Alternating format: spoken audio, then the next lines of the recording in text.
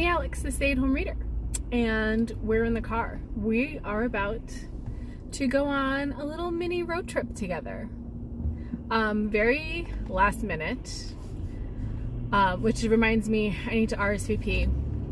But Emily Austin, author of Everyone in This Room Will Someday Be Dead, Interesting Facts About Space, and yesterday her third novel was released, January 28th, We Could Be Rats. I received a copy of We Could Be Rats on NetGalley, so I already read it this month. Loved it. She's definitely an auto read author for me at this point. We Could Be Rats was different from her first two, and I liked it only slightly less. Like, I gave it a 4.5 star compared to like the 5-star of the other two, just because it was so different and I was unsure of how I felt about the style of it, the structure of the story, and the point of view she was playing with. It was a departure from the other two for sure. But she is doing a book signing in Mystic, Connecticut today. And I knew about this, and I kind of joked about it, that like, oh, Nate's gonna have to pick up the kids and drive them around and do this and that and that. And the kids teased him that he was gonna have to take a half day from work. So this morning, like totally joking, like I don't expect him to come home from work early to run back and forth to take the kids to the different things they have going on so that I could go to a book signing an hour away. But this morning, as he was leaving, he kisses me goodbye and was like, oh, it's the day I have to leave early. And I'm like, what are you talking about? And I was like, oh, because I have book club? Because my book club also meets tonight. And he goes, no, don't you have that other thing to go to? So I was really torn. Like, do I go to my book club, which I did not read the book, and even still, I could still go and have a good time. Maybe they'll convince me to read the book, or go to this author event of a book which I did read and love, but it's an hour away in the evening. And so I've been torn all day. And literally, just now texting with Nate, he was like, I think you should go. Books are your hobby. I think you should do it. Like, so I left. I was going to sit at the library. The kids are at Magic the Gathering club, where they end up just playing the card game for a few hours. And so I was going to just stay in the library until they were done and ready to go home. But Nate's going to leave work early to pick them up and then bring Oliver to his batting lessons. So that works out for me. So it's been a really anxious week for me. And could be hormones, could be politics, could be the weather, could be the planets all aligning, could be that I started reading Invisible Man, which is just by Ralph Ellison, not the H.G. Wells. But that is just a heavy book.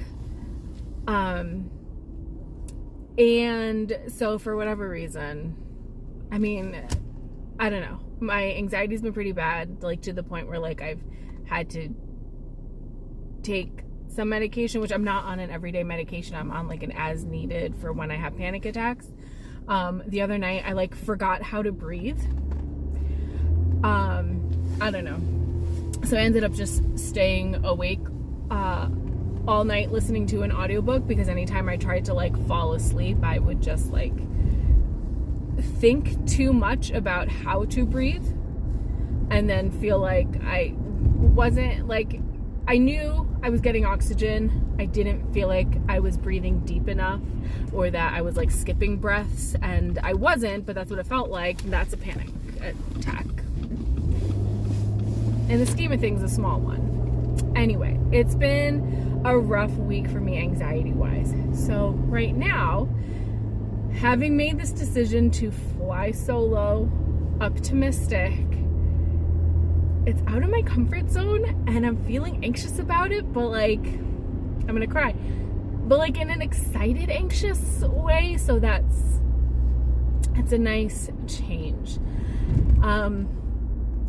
And so part of my like excuse not to go is parking. I hate going somewhere where like I don't know what the parking situation's gonna be, or there's street parking and like God forbid I have to double park.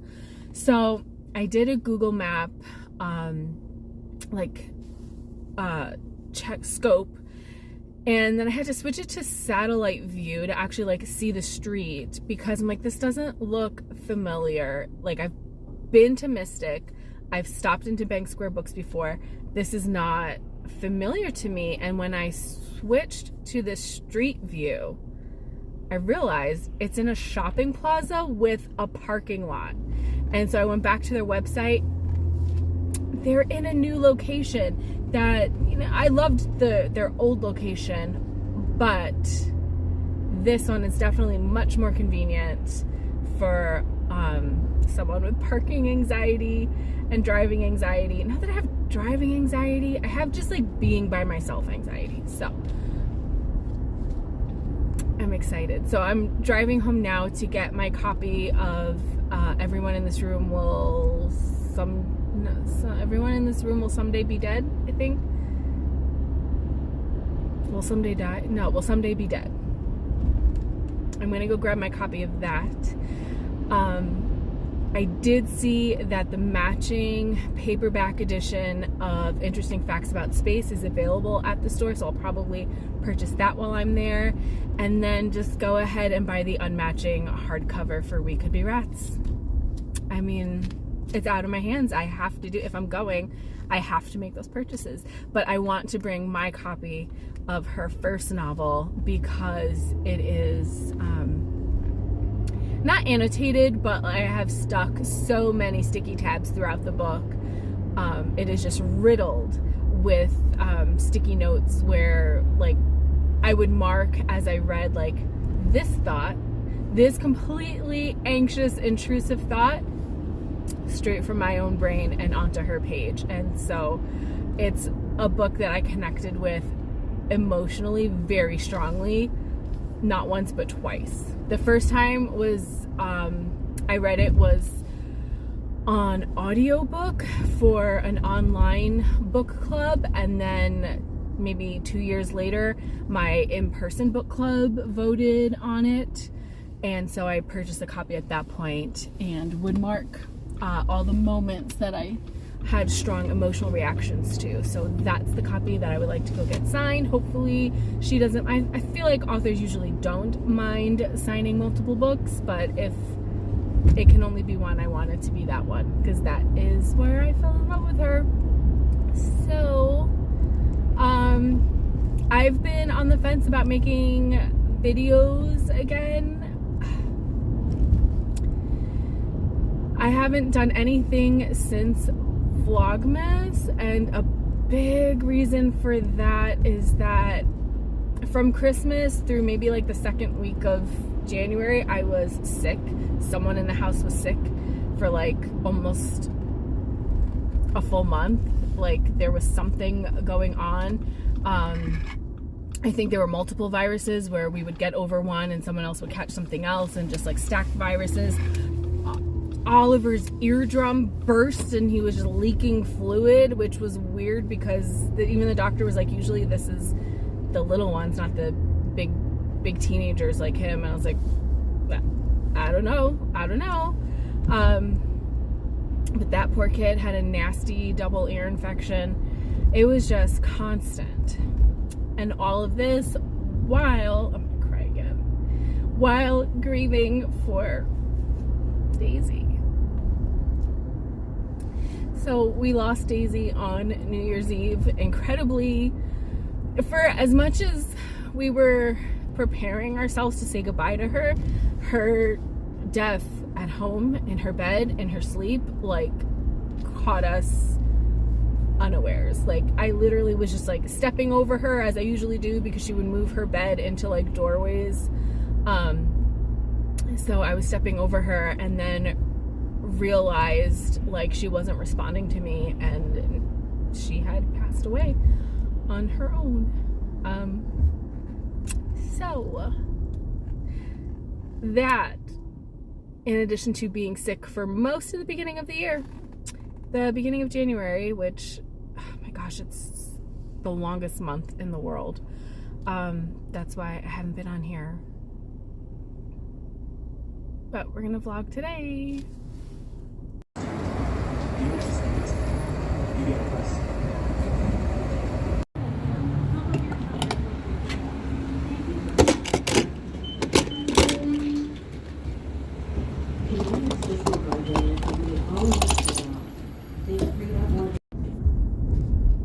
Got my book, put on the most minimal amount of makeup, filled the car, gas is good to go. We're gonna hit the road and find dinner at some point on the way. The thing about their previous location of the bookstore is that it was right across the street from Mystic Pizza, which is a very specific type of like New England shoreline pizza. It's not quite pan pizza, but it's very bready crust. I don't know, delicious.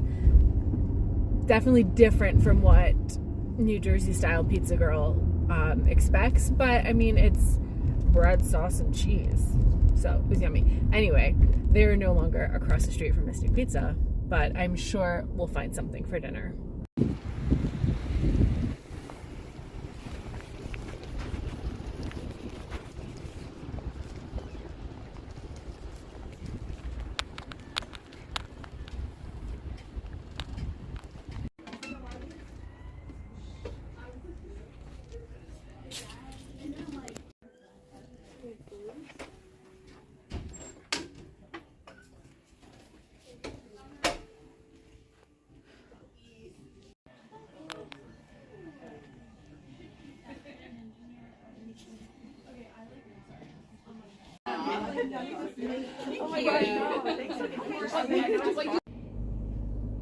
Here is my tabbed up baby, which Emily Austin did say, oh wow, look at that. So she is signed somewhere in here. Signed. And matching paperback, also signed, and here it is. We Could Be Rats.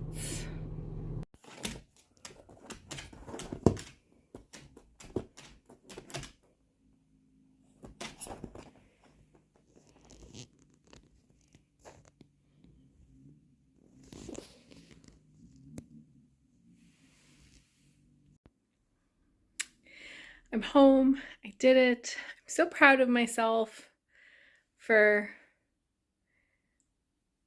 moving outside of my anxiety comfort zone. I got my 3 books.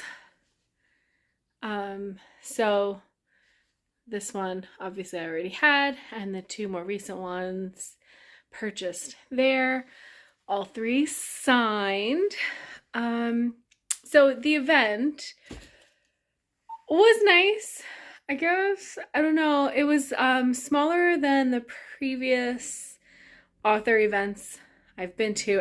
This is only my 3rd one. So one was hosted by a library, and they did like this month-long event where like throughout the month they kind of hosted things around town. So that was a few towns over. I went to that. That was Kevin Wilson. And then I went last year to see Daniel Mason talk about Northwoods, which still haven't read. So now this one. I'm assuming the bookstore owner or the event coordinator, I don't know. She made things weird, because she was very like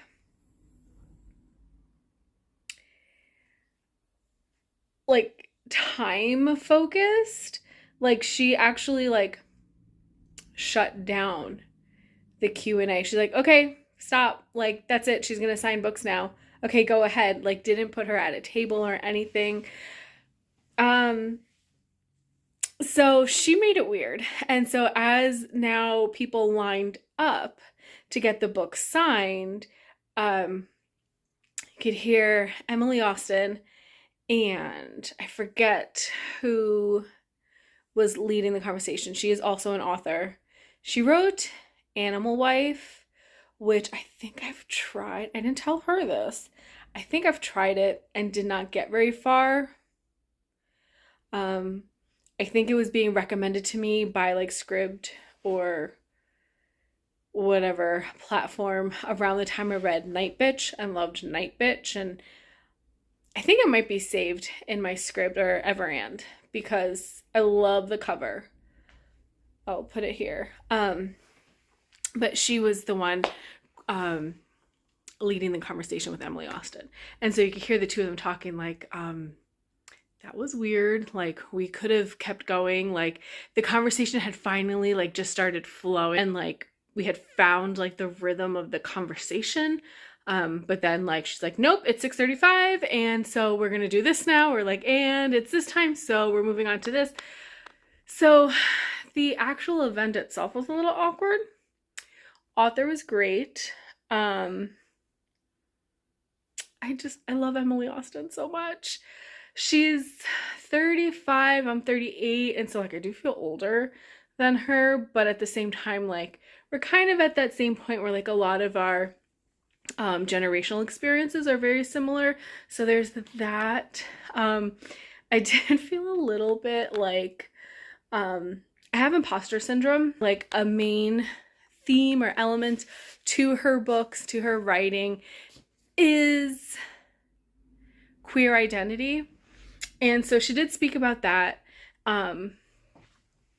And, you know, she would say things like, oh, she's looking out at like the group. It was not a large group. And she's like, yeah, I think there's a few of us here. Like she's, you know, self-identifying as a lesbian and identifying people in the crowd who also appear to be presenting as lesbian. And I'm just sitting there like a fox in the hen house. Like, I'm like, do I belong here? Do I come across as though I belong here? Which probably, with my carabiner on my hip. Yeah, wearing my keys loud and proud. I straddle a weird line there, which was a whole other hilarious conversation with Nate and my mom when Nate was convincing me to go. And I was like, all right, off to the anxious lesbian book signing. And he's like, your mom would be so proud. So I sent her a screenshot of that message and she was cracking up. Anyway, I'm rambling now. I had a good night. And if you have not read Emily Austen yet, I highly recommend to someone who is okay with a book being character driven over plot, who is okay with just a raw, emotional, like real authentic feeling, kind of descent into like, her characters all kind of spiral, and like undiscussed mental health crises. And she mentioned this herself, like there's always a moment of hope. Like there's a message of hope to her stories because she has hope for people and society and whatever. And so I feel like all three of her books have a spiraling character, a struggling character, who ends up kind of being pulled back to a state of like acceptance and healing by the people around them. And so that's a really lovely, heartwarming element to her stories. So, real quick rundown. Everyone in this room someday will be dead follows Glinda, who is an anxious lesbian who accidentally gets hired as a receptionist in the parish building of a Catholic church. And the woman she's replacing has recently died, and Glinda becomes obsessed with figuring out how she died. At the same time, she's navigating a new relationship and hiding her true identity from the people she now works with.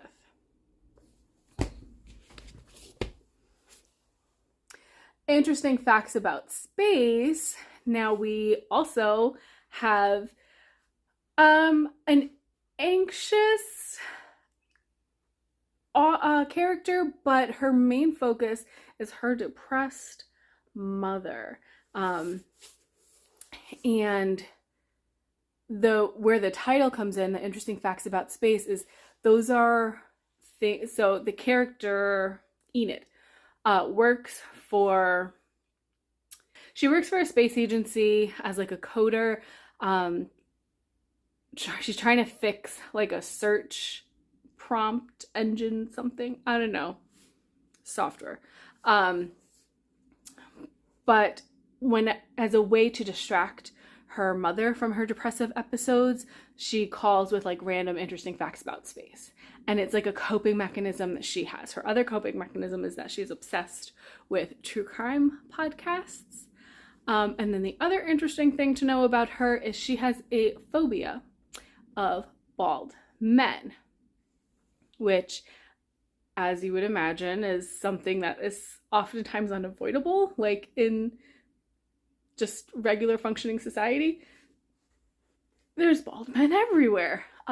So again, with a new relationship forming, we get to explore her anxieties. She also is kind of dealing with reframing the relationship she has with her half-sisters, and how that affects her mother. Yeah. What else is going on? I feel there's so much going on in this book.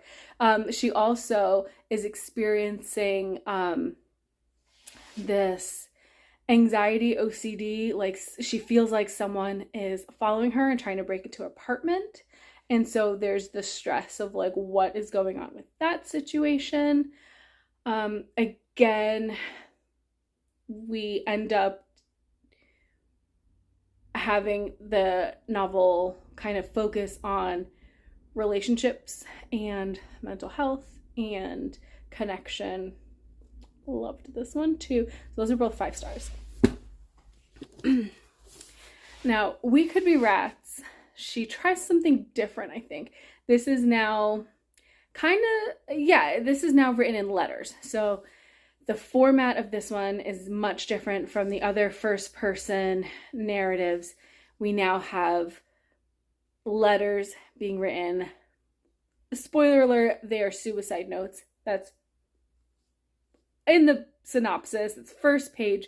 We know that Sigrid, one of the main characters, is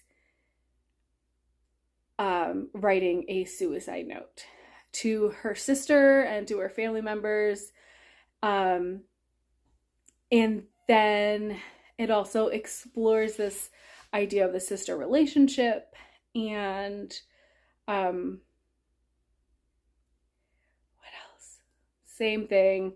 This one has a twist to it that the other ones don't. All three, the idea of unreliable narrators came up in the conversation tonight. And I don't think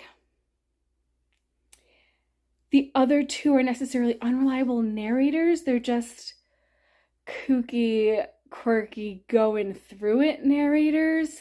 And in this one, you expect the same thing, but then something happens, you're like, oh. So you have to kind of reframe everything you just read. And so this was 4.5 stars. By the end of it, I was like, okay, I loved it. It was feeling different from what I read from Emily Austen before, but then at the end I was like, yeah, no, that's Emily Austen, and I love her. So she discussed her book of poetry that she wrote while she was writing Everyone in This Room Will Someday Be Dead. Let's see. I forget what the book of poetry is called. I'm gonna find it for you. Hold on.